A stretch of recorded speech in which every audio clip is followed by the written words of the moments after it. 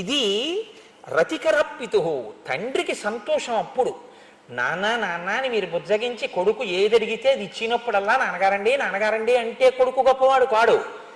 కొడుకు చేద్దామన్న పనిని కారణం చెప్పకుండా తండ్రి పిలిచి నువ్వు అది చెయ్యొద్దు అని చెప్తే, మా నాన్నగారు మహాత్ముడు, పెద్దవాడు, నన్ను కన్నవాడు, నా విద్యాబుద్ధులు నేర్పినవాడు, నా యోగ్యత చూసినవాడు, ఆయన ఎందుకు వద్దన్నారో నేను చేయను. ఏమంటే కనుక్కోండి ఎందుకు వద్దన్నారో, నేను అడగాలా? అడగక్కర్లేదు, మా నాన్నగారు వద్దన్నారంతే అన్నాడు అనుకోండి, ఆ తండ్రికి గజారోహణం చేయించినట్టుంది. చాలు నాకు అటువంటి కొడుకని. రతికరప్పితు ఇది. రాముడు అనుకుంటున్నాడా నేను తండ్రి గారి మాట వింటున్నానని? రాముడి వలన నేను నా తండ్రితనం శోభించిందని దశరథుడు అనుకుంటున్నాడా? దశరథుడు అనుకోవాలి. మీరు జాగ్రత్తగా గుర్తుపట్టండి. మనం చాలామంది ఏమంటామంటే, నీ చేయగలిగిందంతా చేస్తున్నానండి, నా లోటు ఏం లేదు, ఇంక నేను ఏం చేయగలను చెప్పండి అంటాం. నువ్వు అనుకోవడం కాదు, మీ అమ్మగారు నాన్నగారు అలా అనుకుంటున్నారా? అది ప్రధానం. మీ అమ్మగారు నాన్నగారు అలా అనుకోవాలి. అలా అనుకుంటే కొడుకుగా నీ కర్తవ్యం పూర్తయినట్టు. బాధ్యత అన్నమాట వాడకండి. బాధ్యత వేరు, బాధ్యత అన్న మాట వాడకూడదు. బాధ్యత అన్న మాట ఎప్పుడు జ్ఞాపకం పెట్టుకోండి, మిమ్మల్ని పతనం వైపుకి తీసుకెళ్తుంది. బాధ్యత హెచ్చవేత, అర్థం పర్థం లేకుండా తీసుకెళ్లి పాడు చేసే మాట బాధ్యతే. బాధ్యత నెత్తికెత్తుకుంటే 7 తరాలకి దాచినా మీకు చాలదు. కర్తవ్యం మీరు జీవితంలో అలవాటు చేసుకుంటే, మీరు చెయ్యవలసిన పని మీరు చేశారు, వాడి యోగ్యతలు వాడి ఇష్టం. నా కొడుక్కి ఇంజనీరింగ్ ఫీజు కట్టాను, ఇంజనీరింగ్ కాలేజీలో జాయిన్ చేశాను, ఒక హాస్టల్ చూశాను, వాడు అడిగిన రూమ్లో పెట్టాను, పుస్తకాలు ఇచ్చాను. వాడు ఇంజనీరింగ్ చదువుకుని పేరు పక్కన బీటెక్ తెచ్చుకుంటే, వాడు కనపడినప్పుడల్లా వాడికి మంచి మాటలు చెప్పాను. వాడు చెడిపోతే నీ అనుష్ఠానం నువ్వు పాడు చేసుకోవద్దు. నీ కర్తవ్యం పూర్తయింది. నువ్వు చెయ్యవలసింది చేయడం కర్తవ్యం. అంతకు మించి నువ్వు అనుకున్నట్టు అవ్వట్లేదని బాధపడిపోవడం బాధ్యత. నీ వ్యక్తిత్వాన్ని పాడు చేస్తుంది బాధ్యత, నీ వ్యక్తిత్వాన్ని నిలబెడుతుంది కర్తవ్యం. అందుకే మనిషి ఎప్పుడు కర్తవ్యనిష్టతో నిలబడాలి. మీరు చూడండి, ఎప్పుడు మాట్లాడినా మన శాస్త్రాలు కర్తవ్యం అన్న మాటే మాట్లాడతాయి. కర్తవ్యం దైవమాన్హికం. లే సంధ్యావందనం చెయ్యి, చేయకపోతే కర్మ శిష్యుడిది. ఎంతవరకు విశ్వామిత్రుడు చెప్తాడంతే, వినకపోతే విశ్వామిత్రుడు ఇలా వేళ్ళు విరవకూడదు. చూసామండి, చెప్పానండి, రాముడు లేవలేదండి, నీ పని నువ్వు చేసుకో బస్. ఒకనాడు వృద్ధిలోకి వస్తాడు, ఒకనాడు చేస్తాడు. నా వెంట వచ్చాడుగా, అదే గుర్తు మార్పుకి. ఒకనాడు చక్కటి స్థితిని పొందుతాడు, లోపల మాత్రం మంచి ఆశీర్వచనించి నువ్వు కదిలిపోకు. ఇది కర్తవ్య నిష్ట. కాబట్టి తేషాం కోయతరివ జ్యేష్ఠో రామో రతికరప్పితు బభూవ భూయో భూతానాం స్వయంభూరివ సమ్మతః సర్వే వేద విధ శూరాః సర్వే లోకహితే రతాః సర్వే జ్ఞానోపసంపన్నాః సర్వే సముదితా గుణైః. చాలా పెద్ద శ్లోకం అండి ఇది. చాలా పెద్ద శ్లోకం, నిజానికి చాలా గొప్ప శ్లోకం ఇది. నాకైతే అనిపిస్తుంది, ఈ శ్లోకం నేను అనేక పర్యాయాలు కళాశాలల యందు ఉపన్యాసాలు ఇవ్వడానికి వెళ్ళినప్పుడు నేను ఈ శ్లోకాన్ని ఎక్కువగా ఉదాహరిస్తుంటాను. సర్వే వేద విధః శూరాః. ఒక అధ్యాపకుడు, ఆచార్యుడు, గురువు, మీరే పేరుతో పిలవండి, కించిత్ భేదం, ఒక బోధ చేసేటప్పుడు ఆయన ఉద్దేశ్యం ఏమిటి అంటే అది అందుకోవాలి ఎదురుగుండా ఉన్న వాళ్ళని తప్ప. ఇప్పుడు నేనే శ్రీరామాయణం మీద 4 మాటలు చెప్పడానికి వచ్చాను. నా ఉద్దేశ్యం ఏమిటి? నాకు తెలుసున్నది అన్నది ఏదైనా ఉంటే మీ అందరితో దాన్ని పంచుకోవాలి అన్నది నా ఉద్దేశ్యం. నాకు తెలుసునని కానీ మీకు తెలియదని కానీ కూర్చున్నవాడని మాత్రం కాదు. నేను మిమ్మల్ని అడ్డుపెట్టి చెప్పుకుని ధన్యుడినవుతాను అని. ఒక గురువు బోధ చేస్తే వాడు ఆవలించి కునుకుతున్నప్పుడు ముఖ్య విషయాలు చెప్దాం, వాడు వినకుండా మిగిలిన వాళ్ళు వింటారని చెప్పడం. అందరూ వినాలనే చెప్తాడు. మరి అందరూ ఎందుకు సమాన స్థాయిలో అందుకోలేకపోతున్నారు? మీరు గమనించండి.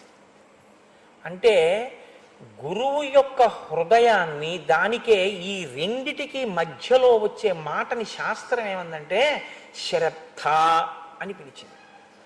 మా గురువుగారు మాట్లాడుతున్నప్పుడు నేను వినకపోతే, నా దృష్టి ఇతర విషయముల వైపుకి వెళ్ళిపోతే, నేను నా జీవితంలో అత్యంత ప్రయోజనకరమైనటువంటి విషయాన్ని పోగొట్టేసుకుంటాను.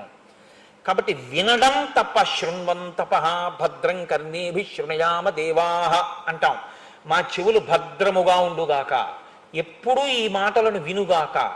అలా వినడంలో మనసు వైక్లభ్యాన్ని పొందిందనుకోండి, ఇక్కడతో చాలు, ఇంకా ఆయన చెప్పితే మాత్రం మనకెందుకు అనిపించింది అనుకోండి, మీ స్థాయి శ్రద్ధ ఉన్నవాడి స్థాయిని పొందదు. గురువుగారి దగ్గర మీరు కూర్చుంటారేమో కానీ గురువుగారి హృదయాన్ని మాత్రం మీరు పుచ్చుకోలేరు. అందుకే శృంగగిరి పీఠాన్ని అధివసించినటువంటి చంద్రశేఖర భారతీ స్వామి వారు ఓ మాట చెప్తుండేవారు, మమ్మల్ని జగద్గురువు అని ఎందుకు పిలుస్తారో తెలుసా? మేము ఈ జగత్తంతా వెళ్ళి అందరికీ బోధ చేస్తామని కాదు. నేను ఇక్కడ ఉండి మాట్లాడుతుంటే నా మాటని పట్టుకుని తన అనుష్ఠానాన్ని దిద్దుకుని నా మీద నమ్మకంతో, నా మాట మీద నమ్మకంతో తనని తాను దిద్దుకుని నేను చెప్పిన మాటలో ఆ బాటలో నడిచిన వాడెవడో వాడు నాకు శిష్యుడు. ఎప్పుడూ నా పక్కనే ఉన్నా నా మాట మీద లక్ష్యం లేనివాడు, నేను చెప్పిన దాని మీద నమ్మకం లేనివాడు నా పక్కనే ఉన్నా వాడు నాకు శిష్యుడు కాలేడు. వాడు కాకూడదని నేను అనలేదు, వాడు కాలేకపోయాడు. ఎందుకంటే మధ్యలో శ్రద్ధ అడ్డొచ్చింది. ఇంకోటి ఇక్కడ లేడు. చంద్రశేఖర భారతీ స్వామిని నేను ఆయన శరీరంతో ఉండగా దర్శించలేదు. అనేక పర్యాయాలు చంద్రశేఖర భారతీ స్వామి వారు చెప్పిన మాటల్ని నేను వాడుతూ ఉంటాను. రామకృష్ణ పరమహంస మాటలు వాడతాను, శంకర భగవత్పాదుల మాటలు వాడతాను. వాడుతున్నాను అంటే నేను శంకరుని చూశానా, నేను చంద్రశేఖర పరమాచార్య స్వామి వారిని చూశానా, నేను చంద్రశేఖర భారతీ స్వామిని చూశానా? నేను చూడలేదు మాంసనేత్రంతో.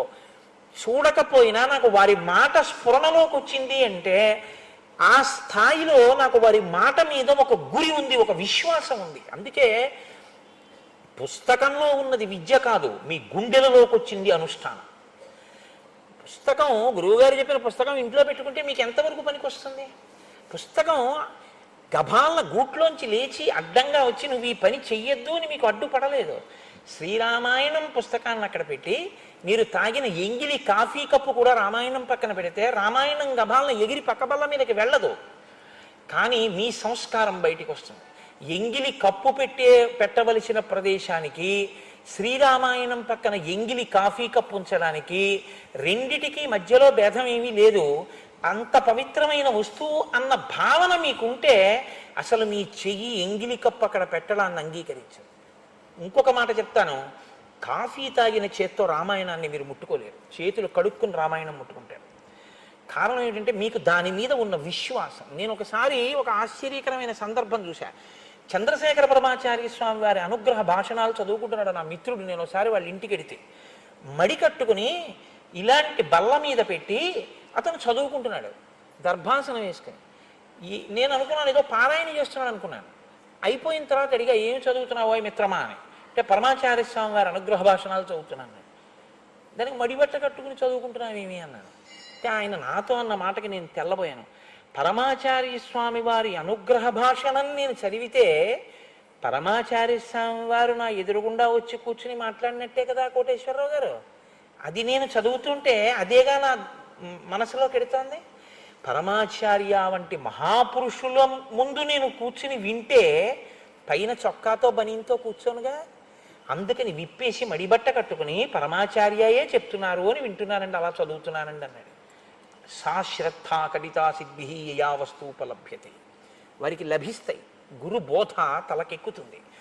సర్వే వేద విద శూరాహ, ఎక్కడొచ్చింది ప్రజ్ఞ? వశిష్ఠుడి దగ్గర రామ లక్ష్మణ భరత శత్రుఘ్నులు నలుగురు విన్నారు. రాముడు నేర్చుకున్నంత లక్ష్మణుడికి రాలేదు, లక్ష్మణుడు నేర్చుకున్నంత భరతుడికి రాలేదు, భరతుడు నేర్చుకున్నంత శత్రుఘ్నుడికి రాలేదు అని మీరు చెప్పే అవకాశం రామాయణంలో ఉందా? లేదు. గురువుగారు ఏం చెప్పారో అది నలుగురికి సమానంగా వచ్చింది. అంటే ఇప్పుడు శ్రద్ధ నలుగురిది ఎటువంటిది? ఒక్కలాంటిది. ఇది ఎవరి అదృష్టం? తండ్రి అదృష్టం. ఎంత సంతోషపడిపోతాడు ఆ తండ్రి. ఏమి పిల్లల్ని కన్నావా దశరథ, ఏది చెప్తే అది నలుగురు పట్టుకుంటారు, నలుగురు అనుష్ఠిస్తారు. ఇంకా భేదం లేదు నలుగురి మధ్యలో, ఒక్కలా పట్టుకుంటారు. గురువుగారు చెప్పాక పరీక్ష రాస్తే నలుగురి ఆన్సర్ పేపర్ ఒక్కలా ఉంటుంది అన్నమాట. అంత బాగా అర్థం చేసుకున్నారంటే గురు హృదయాన్ని పట్టుకోగలిగినటువంటి శ్రద్ధ కలిగినటువంటి వారు. శ్రద్ధ ఉండడం ఒక ఎత్తు. సర్వే వేద విద శూరాహ, గురువు దగ్గర విన్నారు వేదాలన్నింటినీ, బాగా తెలుసుకున్నారు. సర్వే లోక హితేరతాహ, లోకముల యొక్క హితమునందు కోరిక ఉన్నవాళ్ళు. ఇది చాలా చాలా అవసరం అండి. ఒకరికి గొప్ప అందం ఉంటుంది, అది ఎందుకు పనికొస్తుందంటే అమాయకుల్ని పాడు చేయడానికి పనికొస్తుంది. ఒకడికి విద్య ఉంటుంది, ఎందుకు పనికొస్తుందంటే అహంకరించడానికి పనికొస్తుంది. జ్ఞాన కలునిలోని శరదయువోలే అంటారు పోతన గారు. అది దేనికి పనికొస్తుందంటే ఆయన అహంకారం పొందడానికి పనికొచ్చింది ఆ విద్య. ఒకడికి ధనం ఉంటుంది, దేనికి పనికొచ్చింది అంటే దాచి దాచి దాచి తుదకు దొంగలకిత్తురో దొరలకవునో, లేకపోతే దాని మీద భ్రాంతి పెంచుకుని పెంచుకుని పెంచుకుని మార్కండేయ పురాణంలో చెప్పినట్టు అదే తలుచుకుంటూ శరీరం విడిచిపెట్టి ఎక్కడ ఏ భోషాణంలో పెట్టి డబ్బు బంగారం నగలు దాచాడో దాని మీద భ్రాంతి పోక చీకటిగా ఉన్న ఆ భోషాణం కిందకి ఎవరైనా వచ్చి తీసేస్తారేమోనని తన కొడుక్కి తన బిడ్డలకే దక్కాలన్న భ్రాంతితో దాని కింద విషం తోకలో పెట్టుకుని నోట్లో పెట్టుకుని పావు పిల్లో తేలో జెర్రు అయి కింద పడుకుని ఉంటాడు చీకట్లో చమాయింపులో. ఎందుకంటే ఎవరొస్తారో కరిచేద్దామని. తీరా వచ్చి కొడుకు తీస్తూ ఉంటాడు, ఎవరో తీసేస్తున్నారు, అమ్మో ఖర్చు పెట్టేస్తున్నాడు, పాడు చేసేస్తున్నాడు, వెళ్ళి కుట్టబోతాడు. దేని పెట్టి కొడతాడు? చెప్పుచ్చు కొడతాడు. కొడితే చచ్చిపోతూ అనుకుంటాడు, ఇంత సంపాదించాను, ఇక్కడ కాపు కాశాను, చెప్పెట్టి కొట్టి చంపేస్తున్నాడు. తీరింది భ్రాంతి అంది మార్కండేయ పురాణం. దేని మీద పెట్టుకున్నావో అది నిన్ను ఉద్ధరించేది కాదు. సర్వే లోకహితే రతాహ. రాముడు లక్ష్మణుడు భరతుడు శత్రుఘ్నుడు నేర్చుకున్న విద్యలు వాళ్ళని పాడు చేసుకోవడానికి పనికి రాలేదు. మాకింత ధనుర్వేదం వచ్చు కదండి, అయిందానికి కాందానికి బాణాలు వేసేస్తాం అస్త్రాలు వేసేస్తాం అనలేదు. మాకింత విద్యొచ్చు కదండి మేము అహంకరిస్తాం అనలేదు. మేమింత అందగాళ్ళం కదా, పుంసాం మోహన రూపాయ పుణ్యశ్లోకాయ మంగళం. నా తండ్రి మగవాళ్ళు మోహించారు మా స్వామిని చూసి, రామచంద్ర ప్రభువుని. అయినా తనంత తాను విధించుకున్నటువంటి షరతు, నేను ఏకపత్ని వ్రతుణ్ణి. అన్ని చదువుకున్నాడు, ఆయనకి మాట్లాడడం చేత కాదా? రామో దీర్ణాభిభాషతే. అమ్మా నేను 2 మాటలు మాట్లాడను, ఒక మాట అన్నానా అది జరగవలసిందే, అందుకే తక్కువ మాట్లాడతాను, ఎక్కువ మాట్లాడ్డు రామచంద్రమూర్తి. ఇది క్రమశిక్షణ. ఈ క్రమశిక్షణ వల్ల ఎవరు దానివల్ల సుఖాన్ని పొందారు? లోకం సుఖాన్ని పొందింది. సర్వే లోకహితే రతాహ. ఇది పండినప్పుడు లోపల ఆ విద్య పనికి మాలింది కాలేదు. ఆ విద్య అడ్డు పెట్టుకుని సమాజాన్ని ఎలా పాడు చెయ్యొచ్చో నేర్చుకోలేదు. మీరు అందుకే చూడండి, మీకు ఒక మాట చెప్తాను, దీనికి పరాకాష్ఠ ఎక్కడుంటుందో తెలుసా అండి? భయము అని ఒక మాట ఉంటుంది. ఈ భయము అన్న కోణంలోంచి మీరు ఆ కళ్ళజోడు పెట్టుకుని చూడండి, అసలు మీకు ఈ ప్రపంచంలో దీని నుంచి దాటగలిగినటువంటి వాడు ఎవ్వరూ కనపడ్డాడు. భయము. సింహం ఉందనుకోండి భయమే, పెద్ద పులి ఉందనుకోండి భయమే, పాముకి భయమే, కుక్కకి భయమే, పిల్లికి భయమే, నాకు భయమే, మీకు భయమే, అందరికీ భయమే. ఎందుకు భయం? ఏమో ఎవరేం చేస్తారో భయం. ఏది కాకపోతే అమ్మో నేను చచ్చిపోతానేమో భయం. ఈ భయం నుంచి విడుదల పొందగలిగినటువంటి స్థితి కలిగిన ప్రాణి అంటూ ఉంటే లోకంలో ఒక్కటే ఉంది, ఒక్క మనుష్యుడే. మీరు ఆలోచించండి జాగ్రత్తగా. ఇప్పుడు నేను తొందరపడి దాని మీద పెద్ద వేదాంతం చెప్పక్కర్లేదు, మీరు బాగా ఆలోచించండి. తర్వాత ఒక పులి అలా ఏం భయపడినా అది ఆలోచించడానికి దానికి ఏం మేధస్సు లేదు. ఒక్క మనిషి మాత్రం ఈ భయం అన్న మాట ఏమిటి, అసలు పడిపోయేది ఏది, ఏది మృత్యువు, దీనికా మృత్యువు నాకా మృత్యువు అని ఆలోచిస్తే ఇది మారుతోంది, మారుతున్నది పడిపోతుంది, మారుతోందని తెలుసుకుంటున్నది మారలేదు. బాల్యాదిశ్యపి జాగ్రత్తాదిషు తదా సర్వాస్వస్థాస్యపి వ్యావృత్తా స్వనువర్తమానమహివేత్యం తస్ఫురంతం సదా స్వాత్మానం ప్రకటీకరోతి భజతాం యో భద్రయా ముద్రయా తస్మై శ్రీ గురుమూర్తయే నమయిదం శ్రీ దక్షిణామూర్తయే అంటారు శంకర భగవత్పాదులు. మారిపోతున్నటువంటి శరీరాన్ని, మారుతున్న అవస్థల్ని మారకుండా చూస్తున్నది ఒకటి ఉంది. ఇది పడుకుంది, ఇది లేచింది, ఇది చేస్తోంది, ఇది చూస్తోంది. ఇది ఒకప్పుడు పటుత్వంగా ఉండేది, దీని జుట్టు ఇప్పుడు తెల్లబడిపోతోంది, దీని గడ్డం ఇప్పుడు తెల్లబడిపోతోంది, దీనికి ఇప్పుడు పన్ను ఊడిపోయింది. చూస్తున్నదోటి ఉంది, దానికి మాత్రం వృద్ధాప్యం లేదు, దానికి యవ్వనం లేదు, దానికి బాల్యం లేదు, కాబట్టి దానికి మరణం లేదు. అది నేను మారని దాన్ని అని తెలుసుకున్న నాడు ఈ శరీరం పడిపోవడం ఆఖరం, ఇక మళ్ళీ పుట్టడం అన్నది లేదు. చమత్కారంగా ఒక కవి అన్నాడు, ఈశ్వర నీకు నేను చేసే ఆఖరి నమస్కారం ఇది అన్నాడు. ఏమంటావేమో, గత జన్మలలో నమస్కారం చేయలేదు కాబట్టి ఇప్పుడు పుట్టాను, ఇప్పుడు చేశాను కాబట్టి పుట్టాను, కాబట్టి ఇదే ఆఖరి నమస్కారం. కాబట్టి ఆ ప్రజ్ఞ భాషించడం, సర్వే లోకహితే రతాః, తాను భయము నుంచి తప్పుకోవాలి, ఇతర ప్రాణులను నిష్కారణమైన భయమునకు గురి చెయ్యకూడదు. మీరు బాగా జ్ఞాపకం పెట్టుకోండి ఒక విషయాన్ని, మిమ్మల్ని తీసుకెళ్ళి ఎన్ని సుఖకరమైన వస్తువుల మధ్య కూర్చోపెట్టినా శాంతి అన్న మాట మీ మనసులో లేకపోతే మీకు అవి సుఖమును ఇయ్యజాలవు. బాగా విచారణ చేయండి నేను అన్నమాట. నన్ను తీసుకెళ్ళి ఏసీ హాల్లో కూర్చోపెట్టి, హోమ్ థియేటర్ అయ్యా, ఎవరు లేరు, నీకు ఇష్టంగా నర్తనశాలలో పద్యాలు కాబట్టి అదిగో నీకు చూపిస్తున్నాను చూడు, అదిగో ఆ పద్యాలు విను ఒకసారి, నీకు మహాభారతం విరాట పర్వంలో పద్యాలంటే చాలా ఇష్టంగా చూడు, అదిగో ఆ ఘట్టం చూపిస్తున్నాం అన్నారనుకోండి, నా మనసులో ఏదో అశాంతికారకమైనటువంటి విషయం ఒకటి దొల్లుతోందనుకోండి. ఇప్పుడు నాకు ఆ నర్తనశాల చూస్తున్నా, ఏసీ థియేటర్లో ఉన్నా నాకు చెమటే పడుతూ ఉంటుంది. నేను మధ్య మధ్యలో ఇలా తలతిప్పేదో ఆలోచిస్తూ గోళ్ళు గిల్లుతుంటే నా మిత్రుడు అంటాడు, ఏం అలా ఉన్నావు, నర్తనశాలలో చూపిస్తున్నా చెమట పడుతోంది ఏంటి నీకు అంటే, కాంచనమయ వేదిక కనక్కేతనోజ్వల విభ్రమము వాడు కలశయుండు అని వినపడచ్చు. మనసేది ఇక్కడ లేదు శాంతి. ఇక్కడ శాంతి ఉంటే బాహ్యంలో మీరు ఎక్కడ ఉండండి మీరు సంతోషంగా ఉంటారు. సంతోషమునకు హేతువు మీలోని శాంతి. మీకు శాంతి సంతోషకారకమైనట్టే ఎవరి సంతోషానికి కారకమైనా వాళ్ళ మనసులో శాంతి. దాన్ని భగ్నం చెయ్యడం మీ హక్కు కాదు. ఇది సర్వే లోక హితేరతాః. ఇదొక్కటి మీరు తెలుసుకుంటే చాలు. వ్యాసుడు సమస్త వాంగ్మయాన్ని నిర్మించాడు. శిష్యులు అన్నారు, అష్టాదశ పురాణాలు, ఇన్ని గ్రంథాలు, ఇన్ని వ్యాఖ్యానాలు, బ్రహ్మసూత్రాలు, భాగవతం ఏం చదవం, వీటన్నింటి సారాంశం 2 శ్లోకాల్లో చెప్తారా అని అడిగారు. వ్యాసుడు అన్నాడు, దానికి 2 శ్లోకాలు ఎందుకు, మళ్ళీ సారాంశం చెప్పేదానికి ఒక్క పాదంలో చెప్తాను బాగా వినండి అన్నాడు. ఏమిటో తెలుసా సారాంశం అంతా సమస్త వాంగ్మయానికి కూడాను? పరులకు ఉపకారము చెయ్యడమే ధర్మం, పరులను పీడించడమే అధర్మం. అదే ఈ సమస్త వాంగ్మయానికి కూడా సారాంశం. అదొక్కటి తెలుసుకోండి చాలన్నాడు. అదే వేద ధర్మం కూడా అయినప్పుడు మీరు ఇతరుల శాంతికి భంగము కాని రీతిలో ప్రవర్తించడం అలవాటైతే అది ఎక్కడి నుంచి రావాలి? గురుబోధ జీర్ణం అవ్వాలి లోపల. ఎప్పుడూ గురువుగారు పక్కన ఉండరు. ఏది పక్కన ఉంటుంది? లోపలికి వెళ్ళినటువంటి గురువాక్యం మీకు తోడుగా ఉంటుంది. మా గురువుగారు ఇలా చెప్పారు, నేను అలాగే ప్రవర్తిస్తాను. ఈ గురువాక్యం మిమ్మల్ని ఎప్పుడు నిలబెడుతూ ఉండాలి. అందుకే తల్లిదండ్రులు గొప్పవారా గురువు గొప్పవాడా అంటే గురువే గొప్పవాడు. తల్లిదండ్రులు ఉపాధినిచ్చారు, మళ్ళీ ఇంకో ఉపాధిలోకి వెళ్లకుండా చేయగలిగిన వాడు గురువు. కాబట్టి తల్లిదండ్రుల కన్నా గురువే గొప్పవాడు. ఆ గురువాక్యం ఇక్కడ ఉండాలి. అస్తమానం వశిష్ఠుడు పక్కన ఉన్నాడండి రాముడికి, అస్తమానం విశ్వామిత్రుడు పక్కన ఉన్నాడా? ఎవరు పక్కన ఉన్నారని ధర్మం పాటించాడు, ఎవరు పక్కనున్నారని రాముడయ్యాడు, అందరికీ సంతోషం కల్పించగలిగాడు. అంటే గురువాక్యాన్ని లోపల పెట్టుకున్నాడు. అందరి శాంతికి తాను కారకమై అందరూ సంతోషించడానికి తాను హేతువయ్యాడు. ఇది నువ్వు కావాలని చెప్పడం రామాయణం తప్ప రాముడికి సర్టిఫికెట్ ఇవ్వడానికి నువ్వు రామాయణం చెప్పకు. నీ సర్టిఫికెట్ రాముడికి అక్కర్లేదు. ఇప్పుడు నువ్వు కొత్తగా ఇవాళ ఓ సర్టిఫికెట్ రాసి రాముడికి ఇవ్వక్కర్లేదు.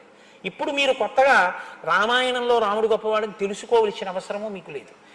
రామాయణం దేనికి వింటాం, దేనికి చదువుతా అంటే రాముడు సర్వలోకహితే రతాః ఎలాగా అన్నది అర్థమైతే నువ్వు నీ గురువు దగ్గర అలా ఉండాలి. నువ్వు సమాజంలో అలా నడువడి, అటువంటి నడవడితో నువ్వు ఉండాలి. ఇది నీకు రావడానికి రామాయణం. అందుకని పర్వతాలున్నంత వరకు, నదులు ప్రవహించినంత వరకు రామాయణం చెప్పబడుతూనే ఉంటుంది. రామాయణం చెప్పబడినంత కాలం మానవత్వం బతికే ఉంటుందన్నాడు. కాబట్టి సర్వే వేద విదశూరాః సర్వే లోకహితే రతాః సర్వే జ్ఞానోపసంపన్నాః. అందరూ జ్ఞానాన్ని పొందారు. అలా ఎలా పొందారు అంటే మీకు చెప్పా, అందరిది ఒకటే శ్రద్ధ. ఒకానొకప్పుడు ప్రజాపతి 2 శిష్యుల్ని కూర్చోబెట్టుకున్నాడు, విరోచనుడు, ఇంద్రుడు. కూర్చోబెట్టుకుని పాఠం చెప్పాడు ఆయన.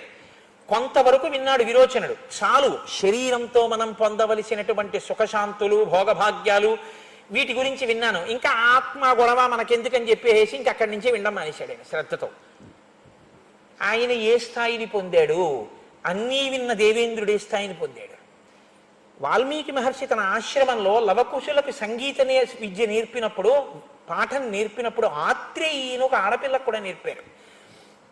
ముగ్గురికి పాఠాలు నేర్పిన తర్వాత ఆయన పరీక్ష పెడితే ఆత్రేయికి ఏమీ రాలేదు, కొంతే వచ్చింది. లవకుశులిద్దరూ సర్వోత్కృష్టమైనటువంటి స్థితిని పొందారు. ఆత్రేయి లవకుశుల దగ్గరికి వచ్చి ఒక గొప్ప మాట, నాకు శ్రద్ధాలోపం జరిగింది. ఏ గురువు మీకు చెప్పారో ఆ గురువు వలన మీరు ఇంత స్థితికి వెళ్ళారు. నాకు ఆ గురువే చెప్పారు, నాకు ఇందులో ఏమీ రాలేదు, అంటే నాకు శ్రద్ధ లేదు. నాకు లేని శ్రద్ధకి నేను మళ్ళీ వెళ్ళి గురువు గారి యొక్క శ్వాసని క్షోభ పెట్టలేనుంది. గురువు మాట్లాడితే గురువు శ్వాస క్షోభించిందండి, ఘర్షణ పొందింది ఆయన శ్వాస. అందుకే సరి అయిన శిష్యుడు దొరికితే గురువు ఏమంటాడో తెలుసా అండి? నా శ్వాస ధన్యత పొందిందంటాడు. నా శ్వాస ధన్యత పొందిందంటే నా ఊపిరి వాక్ అయింది. వాక్ అయినప్పుడు నా ఉరప్పంజరం వ్యాకోచించి సంకోచించినప్పుడు మాట్లాడి మాట్లాడి చెమట పట్టి ఇదంతా నొప్పి చేసింది. నొప్పి చేస్తే చేసింది కానీ నా ఊపిరి కష్టపడితే పడింది. కానీ ఒక్క శిష్యుడు నా హృదయాన్ని అందిపుచ్చుకున్నాడు, వాడి జీవితం మార్చుకున్నాడు, చాలు నా శ్వాస ధన్యత పొందిందంటాడు. చాలా పెద్ద మాటలండి గురు శిష్యుల మధ్య. ఆత్రేయంది నేను అగస్త్య మహర్షిని ఆశ్రయించి ఈసారి జాగ్రత్తగా నేర్చుకుంటాను. శ్రద్ధ మధ్యలో నాకు అందుకే తరచూ అనిపిస్తుంది, పిల్లలు వినవలసినటువంటిది శ్రీరామాయణం. ఎక్కడ చదువులో తేడా వస్తుందో, అందరూ చదువుకున్నా ఒకడు ఐఏఎస్ ఎందుకు అవుతున్నాడో, ఇంకొకడు ఎందుకు ప్యూన్ అవుతున్నాడో రామాయణం చెప్తుంది ఆ రహస్యాన్ని. అది చెప్పకుండా పాఠం చెప్పించడానికి మీరు పంపించి ఉపయోగం ఏముంది? సర్వే వేద విదశూరా సర్వే లోకహితే రతా సర్వే జ్ఞానోపసంపన్నా సర్వే సముదితా గుణై, గుణములుగా ప్రకాశించే. ఎంత గొప్ప మాట అండి! గురువుగారి మాట నిరంతరము జ్ఞాపకంలోకి వస్తోంది. జ్ఞాపకంలోకి రావడం వల్ల ఆ పని చేసేటప్పుడు మా గురువుగారు ఇలా చెప్పారు కాబట్టి నేను ఇలాగే చెయ్యాలని అంత జాగ్రత్తగానూ చేస్తున్నాడు. ఇప్పుడు అందరూ సంతోషిస్తున్నారు, అబ్బబ్బా ఎంత మంచివాడండి, ఎంత మంచివాడండి అంటున్నారు.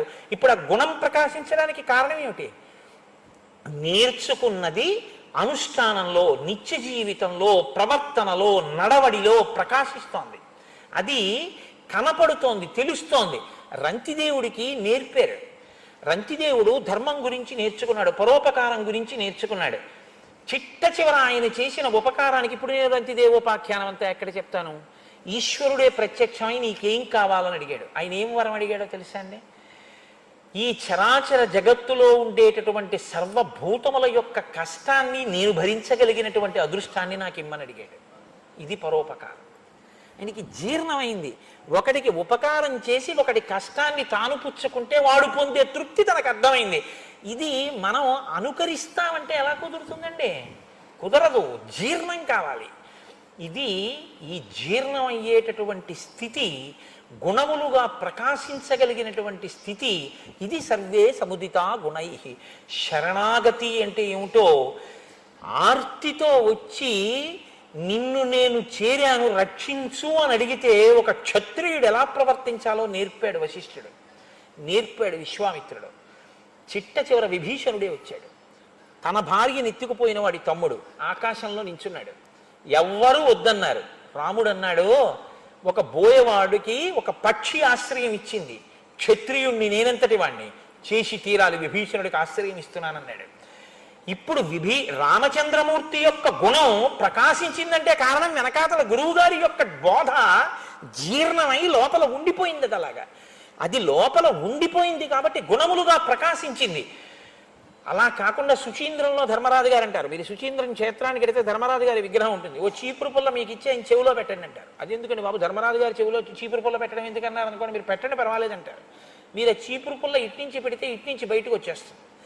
సుచీంద్రంలో ధర్మరాజు గారు అంటే ఆయన అంటారు, అంటే ఏమిటంటే ఆయన కూర్చుంటాడు, వింటూ ఉంటాడు, ఇందులో పొల్లు అక్కర్లేనిది ఉంది అని ఆయనకు అనిపించింది అనుకోండి, ఆయన ఏం చేస్తాడంటే శ్రీ విద్యే శివభామ భాగ నిలయే శ్రీరాజరాజార్చితే అని లోపల స్తోత్రం చేస్తుంటాడు, పైకి అంటుంటాడు. కాసేపు ఆగి చెప్తున్నవాడు ఏదో అడుగుతాడు, ఏమన్నారు అంటాడు. 2-3 మాటలు అయ్యాక ఆయనకు అర్థం అవుతుంది, నేను పరధ్యానంగా ఉన్నాడు, వింటలేదని లేచి వెళ్ళిపోతాడు. మిగిలిన వారి మాటలన్నీ కూడా జంతువుల యొక్క, పక్షుల యొక్క కోతలు. గురువుగారి వాక్కు సింహ గర్జన అని వారు. ఎంత పెద్ద మాట చూడండి. పక్షులు బోల్డ్ అరుస్తుంటాయి, పట్టించుకుంటారేంటి మీరు? తెల్లవారకట్ట మీ పని మీది. ఏవో జంతువులు అరుస్తున్నాయి, ఎక్కడ కుక్క అరుస్తోంది అంటారు, మీ పని మీరు చేసుకుంటారు. అదే ఒక సింహం ఒక కొన మీద కూర్చుని ఒక్కసారి ఇలా కలయి తిరిగి చూసి ఒక పెద్ద గర్జన చేసింది అనుకోండి, ఇక మళ్ళీ ఎక్కడ జంతువు ఉండదు, అన్నీ పారిపోతాయి గుహల్లోకి. ఒక్కసారి గురువాక్యం కాని శ్రద్ధతో లోపలికి వెళ్ళింది అనుకోండి, కోట్ల కోట్ల జన్మల నుంచి లోపల తిష్టవేసినటువంటి సమస్తమైనటువంటి దురల్వాట్లు, పిచ్చి పిచ్చి ఆలోచనలు ఎగిరిపోతాయి. అంతే, గురువాక్యం తిరుగుతూ ఉంటుంది లోపల. అందుకే గురువాక్యం సింహ గర్జన అనేవారు భగవాన్ రమణులు. సర్వే వేద విదశూరాహ, వదిలిపెట్టేస్తాను ఆ శ్లోకం అక్కడతో. సర్వే లోకహితే రతాహ, సర్వే జ్ఞానోపసంపన్నాహ, సర్వే సముదితా గుణై. అలా మహానుభావులు పెరిగి పెద్దవాళ్ళు అవుతున్నారు. గజస్కంధే అశ్వపృష్టే చ రథచర్యాసు సమ్మత ధనుర్వేదే చ నిరత పితృ శుశ్రూషణే రత.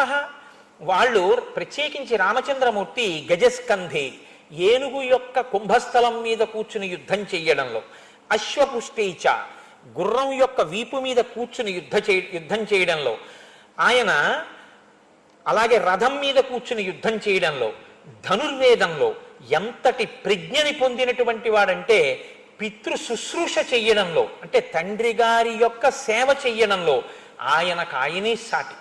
అంతటి మహావీరుడుగా రూపుదిద్దుకున్నాడు. సర్వప్రియకరస్తస్య రామస్యాపి శరీరత లక్ష్మణో లక్ష్మి సంపన్నో బహిప్రాణ ఇవాపరః. ఈ శ్లోకం గురించే నేను మీకు విజ్ఞాపన చేశాను. వశిష్ఠ మహర్షి పేరు పెట్టడానికి కారణం ఇది. సర్వప్రియకరస్తస్య, రామచంద్రమూర్తి ఎప్పుడూ అందరికీ రమ్యమైనటువంటి మూర్తిగానే కనపడేవాడు. కానీ లక్ష్మణమూర్తి మాత్రం రామస్యాపి శరీరత, ఎప్పుడూ రాముడికి తన శరీరంతో కూడా సేవ చేస్తూ ఉండాలి. లక్ష్మణో లక్ష్మీ సంపన్నో, లక్ష్మణుడు లక్ష్మీ సంపన్నుడు. దేని చేత? ఎప్పుడూ ఆయన రామచంద్రమూర్తి కాళ్ళు పట్టకపోతే, రాముడితో కలిసి అన్నం తినకపోతే అది ఆయనకి భోజనం కాదు. వెనకటికి ఒక కవి అంటుండేవారట, మా ఊళ్ళో చూడాలి పౌర్ణమి చంద్రుడు అని. వాళ్ళ ఊళ్ళో పౌర్ణమి చంద్రుడిని చూడండి. పౌర్ణమి చంద్రుడు ఎక్కడైనా పౌర్ణమి చంద్రుడు కాడా అంటే కాదు, మా ఊళ్ళో పౌర్ణమి చంద్రుడే పౌర్ణమి చంద్రుడు అనేవాడు.